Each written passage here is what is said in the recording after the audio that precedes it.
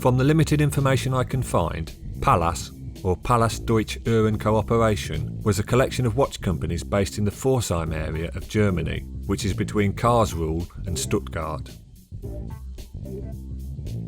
It appears to have been a fluid organisation, utilising parts from a myriad of sources and badging the result as Pallas.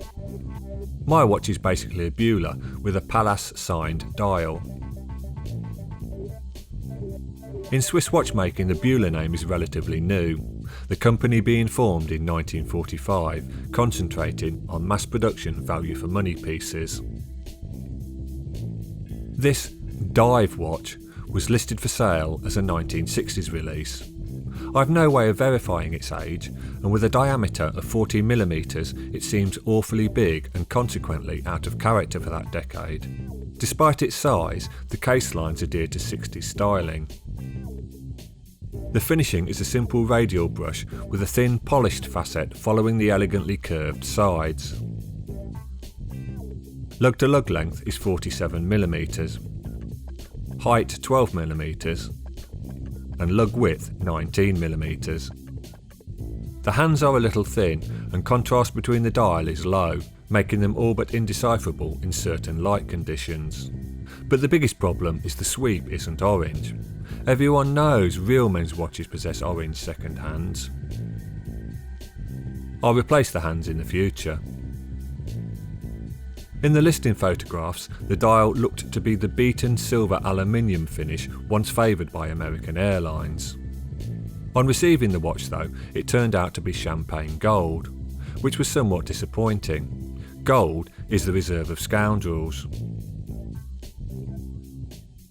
The black background of the German language day display gave me concern at first, but it ties in nicely with the black rubber strap. The lower half of the dial claims the watch to be waterproof to 60 metres. An idiot's claim the BBC are believable, Tarquin points out. The bezel insert's blue hue is so vivid it's almost indecent. The lustre has been maintained over the years because it's covered in a clear epoxy resin, which seals and conserves the insert from scratching. Unfortunately, the click is broken and it rotates either direction at will. Protecting the dial is the usual acrylic crystal of the era, slightly domed in this case and lightly scratched above the 3 o'clock at index. I think it will polish out. For some, the most interesting aspect of the watch is the genuine basket weave tropic strap. Tropic straps were introduced in the 60s for dive watches, with durability being their main asset. One wouldn't want their strap to fail while diving, losing the watch in the process. As stated in previous videos, I prefer bracelets, but the Tropic complements the Pallas and maintains its period aesthetic. The Bezel movement is hand wound and of the much derided pin lever escapement construction. Pin levers are said to suffer from poor accuracy and reliability. They may be unsophisticated, but produce a robustly solid ticking sound.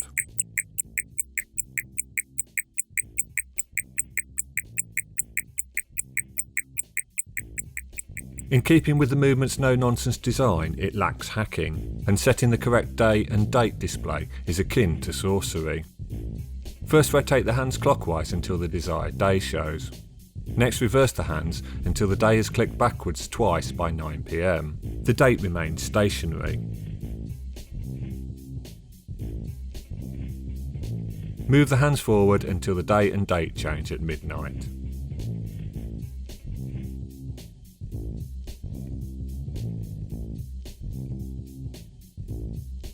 Repeat the procedure as necessary to obtain the correct date.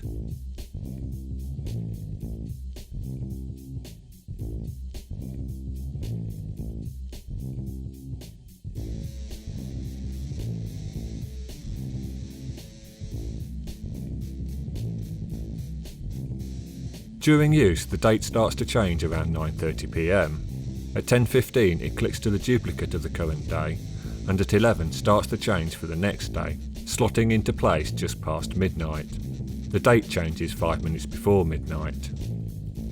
This is not a stylish solution and renders the day display near useless from 9:30 PM until midnight each evening. Running wise, it gains about 2 minutes a day, which considering it's been in storage for 50 odd years is impressive. Hand winding exhibits greater resistance than one would expect. A service should rectify this and the excessive time gain. Will I wear the watch regularly? Yes.